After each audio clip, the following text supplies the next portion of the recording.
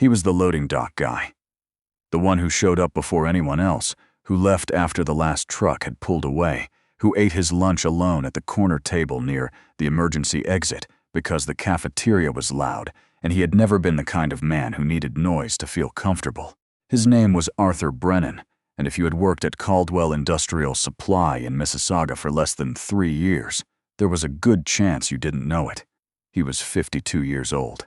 He wore the same type of jacket every day, dark green canvas exterior, the kind sold at Canadian Tire for $69. His boots were steel-toed and scuffed at the toe cap, not from carelessness but from years of honest use.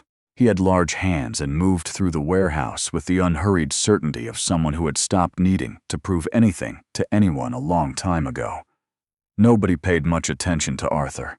That was simply the way of it. In a company of 230 employees, there were people who occupied the center of every room and people who held the edges together without anyone noticing. Arthur was the second kind.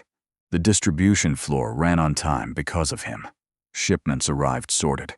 Discrepancies were caught before they became problems. His work was invisible the way good plumbing is invisible. You only noticed it when something went wrong. And with Arthur, things rarely went wrong. He had a daughter named Claire.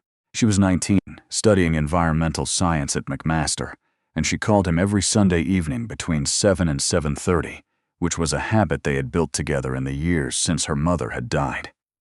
Renee had been gone 6 years now. Pancreatic cancer, fast and unsparing, the way that particular illness tends to be. It had taken her in 4 months from diagnosis to the end, and in those 4 months Arthur had learned what he was made of, which turned out to be more than he'd expected and less than he'd hoped. He had held things together for Claire. That was the job, and he had done it.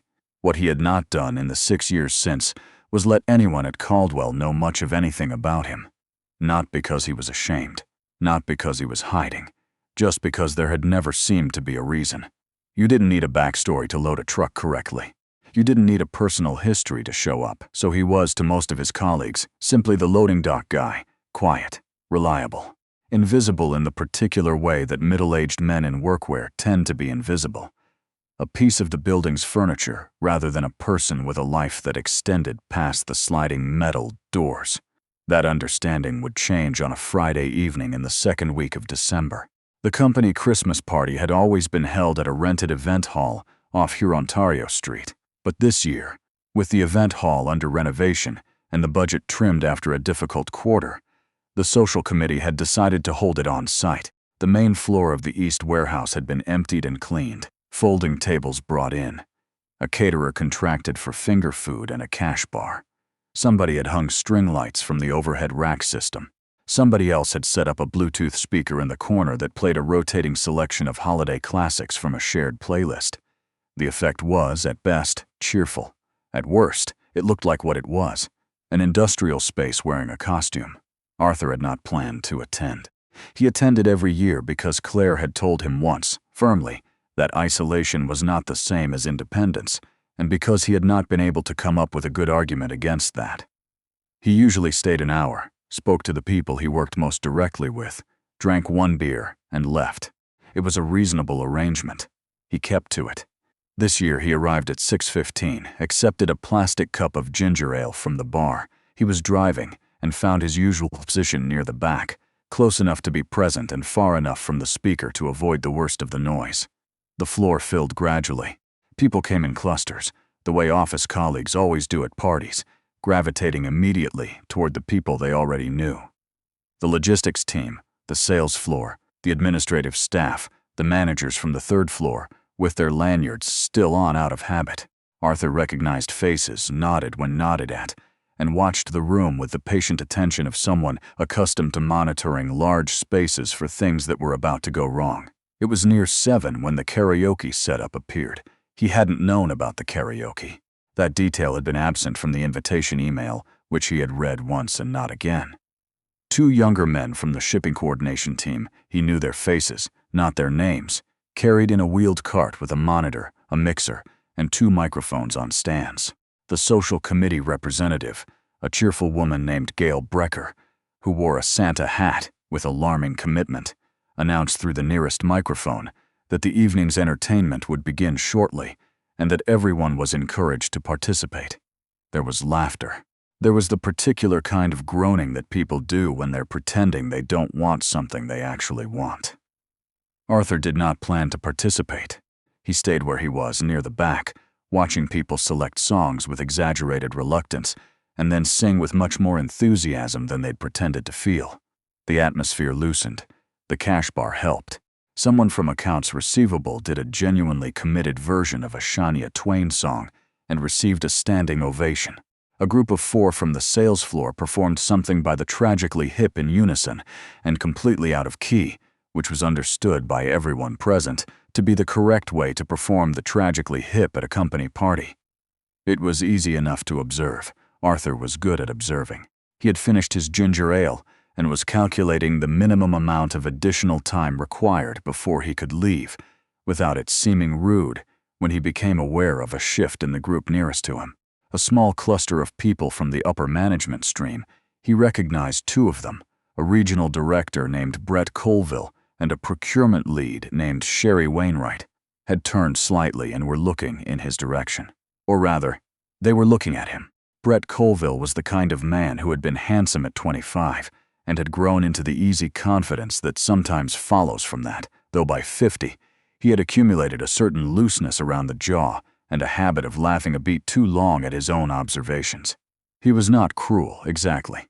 He simply had not had enough experiences in his life that had required him to consider how other people felt. "Hey," Colville said, raising his cup in Arthur's direction. "Loading dock, Arthur, right?" Arthur looked at him. "That's right. You going to sing something?" "No." Colville grinned and turned back to his group. There was a murmur. Wainwright said something Arthur didn't catch, and 2 of the others laughed. Then Colville turned back. "Come on, Arthur, live a little. What's the worst that could happen?" Arthur said nothing. He recognized the shape of what was happening. The invitation that wasn't really an invitation. The encouragement that wasn't really encouragement. He had watched this particular social mechanism operate many times in his life. Someone at the edge of a group offered an opportunity to perform, knowing the laughter was already prepared in advance. He should have said no. He had said no clearly once already, which should have been sufficient. But there was something that happened in that moment, not anger, exactly, though there was a thread of it somewhere underneath. More like a quiet decision, the kind that doesn't announce itself with drama but simply arrives, finished, without much ceremony. He set his empty cup down on the nearest table. "Fine," he said. The small ripple of anticipation that went through Colville's group was audible even under the music. There was a nudge, a stifled laugh. Someone got their phone out. The loading dock guy was going to sing. This was going to be a story they told Monday morning. Arthur walked toward the karaoke station without hurrying.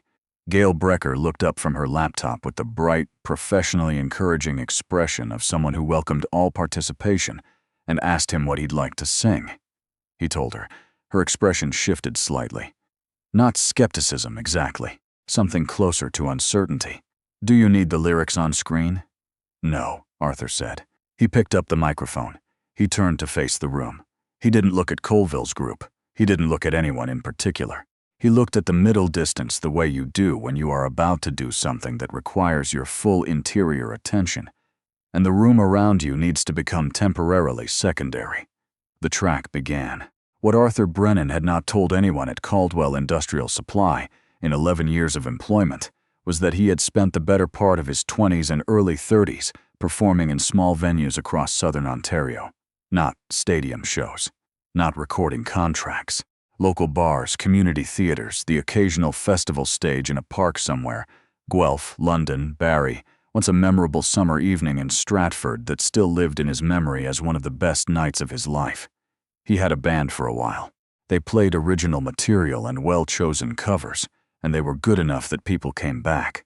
Good enough that there had been conversations, once or twice, about whether something larger might be possible. Then he'd met Renee at a friend's kitchen party in Hamilton, and the conversation had shifted. Not immediately, and not because she'd asked him to. He had wanted the life he could see with her more than he'd wanted the uncertainty of the one he was chasing. He'd made a choice. He'd made it clearly, and he had never genuinely regretted it. But the voice had remained. Voices don't disappear because you stop using them professionally. They settle, they deepen, they wait. He sang. The song he had chosen was not a novelty choice, not something ironic, not a crowd pleaser selected to signal self-awareness. It was a Gordon Lightfoot song, one of the slower ones, the kind of song that requires you to mean it or it means nothing at all. His voice came out at full measure, a baritone with a particular quality of controlled restraint, the kind of voice that doesn't try to fill a room because it doesn't have to, because the room adjusts to it instead. The first verse was enough. By the second line, Colville's group had stopped talking. The laughter that had been hanging in the air, already prepared, already waiting, simply wasn't there anymore. It had nowhere to land. By the first chorus, the volume from the rest of the party had dropped noticeably. The Bluetooth speaker in the corner still played, but nobody was near it anymore. People had turned, not dramatically, not the movie version of turning, where everyone pivots at once in perfect unison. Real turning, the subtle kind, the kind where someone stops mid-sentence because something has entered the room that their attention can't ignore. Sherry Wainwright set her glass down. A woman Arthur didn't know, someone from the administrative pool near the front, covered her mouth with one hand and did not remove it. He didn't play to them. That was the thing that perhaps confused some people most, later, when they tried to describe what they'd witnessed. He wasn't performing at them. He was performing through them, in the way that genuine musicianship sometimes operates. The audience receives something that wasn't sent to them specifically but arrives anyway, finds them where they're standing, doesn't ask permission. He finished the second verse. He moved through the bridge with an ease that comes from thousands of hours of practice. So long ago it no longer felt like practice, just felt like speaking. He held the final note of the chorus without straining for it, without announcing it, the way you hold a door for someone. A matter of course. Then he sang the last verse. The room was quiet in a way that a room full of people rarely is. Not silent, there was still the hiss of the speaker, still the ambient sound of the building around them, but quiet in the interior sense, the way people go quiet when something has caught them off guard, and they need a moment before they remember who they are and where they are and what they were supposed to be doing. He lowered the microphone. Gail Brecker started clapping first. Then the rest of the room, in a rolling wave, the way applause moves when it's genuine rather than reflexive. There was a whoop from somewhere near the back that Arthur thought might have been from the tragically hip group, who had turned out to be enthusiastic appreciators of other people's talent, even if their own was limited. Arthur set the microphone back on the stand. He walked back to his spot near the wall. Colville reached him before he got there. The regional director moved through the crowd with the slightly uncertain expression of a man recalibrating in real time, which was not an expression his face was particularly accustomed to making. "Arthur," he said. I didn't know you could. You didn't ask," Arthur said, not unkindly, simply as a statement of fact. Colville opened his mouth and then closed it, which was, Arthur thought, probably the wisest thing he'd done all evening. Wainwright appeared at Colville's shoulder. She was looking at Arthur with an expression that was more honest than her colleagues, less a performance of surprise, more genuine reassessment. "That was extraordinary," she said. "I mean it. Do you perform anywhere? Do you have recordings?" "Not anymore," Arthur said. "You should."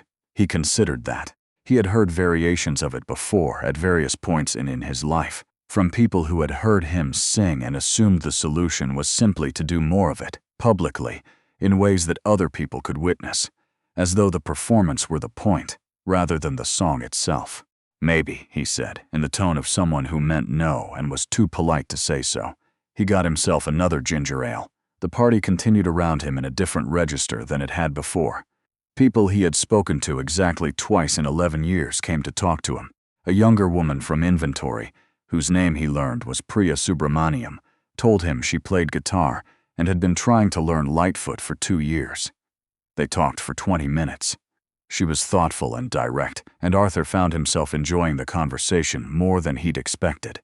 A man from the third-floor offices, legal, maybe, or compliance, introduced himself as Graham Lester and mentioned he'd grown up in Orillia, which was Lightfoot's hometown, and the two of them spent a few minutes on a shared appreciations that surprised them both.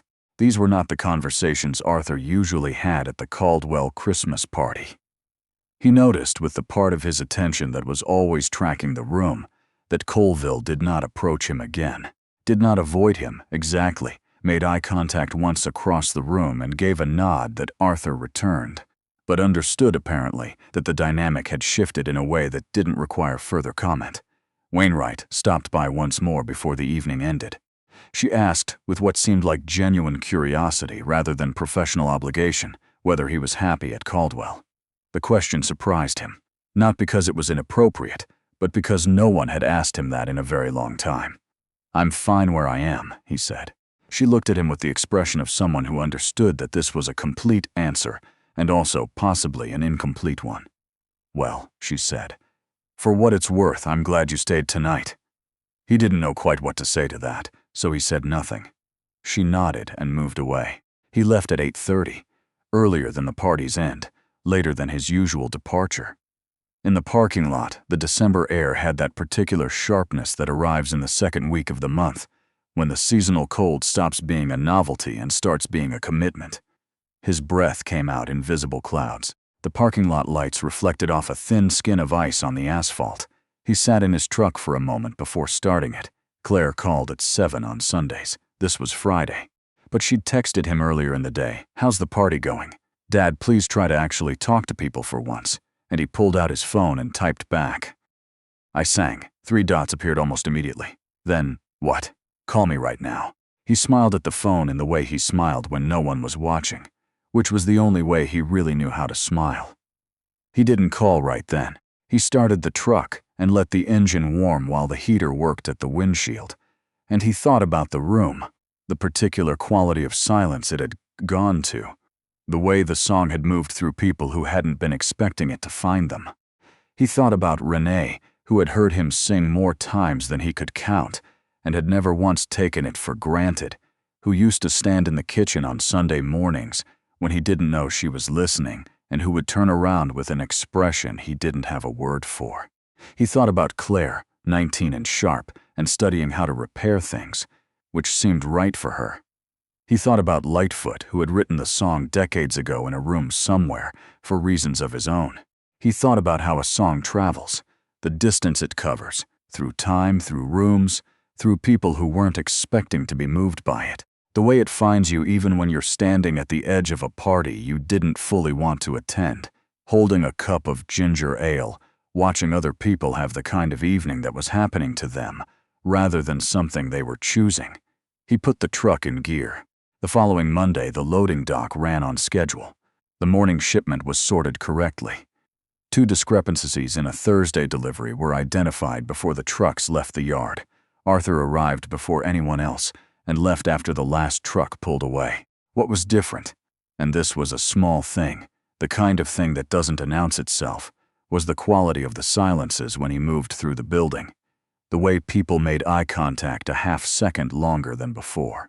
The way Priya Subramaniam waved from across the floor when she saw him, an unself-conscious wave, the kind you give someone you've decided you know. Graham Lester stopped him near the stairwell on Tuesday afternoon and mentioned, almost apologetically, that he'd been listening to Lightfoot since Friday evening and had gone through a considerable portion of the catalog. "There's a lot of it," Arthur said. "There really is," Graham said. He seemed pleased by this. He seemed, Arthur thought, like a man who had unexpectedly acquired a new interest in something and was still getting used to the feeling.